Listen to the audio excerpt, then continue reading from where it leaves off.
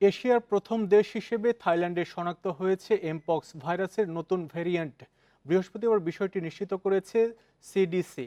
তারা জানায় আক্রান্ত রোগী একজন ৬৬ বছর বয়সী ইউরোপীয় নাগরিক। তার দেহে অতি সংক্রামক এমপক্স ক্লেড 1 ধরনের শনাক্ত হয়। তিনি ১৪ আগস্ট আফ্রিকা থেকে থাইল্যান্ডে যান। আক্রান্ত ব্যক্তিকে কোয়ারেন্টাইনে রাখা হয়েছে। পাশাপাশি আফ্রিকা থেকে ওই ব্যক্তির সাথে উড়োজাহাজে আসা আরও ৪৩ যাত্রীকেও নিবিড় পর্যবেক্ষণে রাখা হয়েছে। সংক্রমণ রোধে সতর্কতার নির্দেশ দিয়েছে দেশটির স্বাস্থ্য মন্ত্রণালয়। আফ্রিকা সহ ঝুঁকিপূর্ণ দেশ থেকে থাইল্যান্ডে আগতদের বাধ্যতামূলক পরীক্ষার নির্দেশ দেওয়া হয়েছে।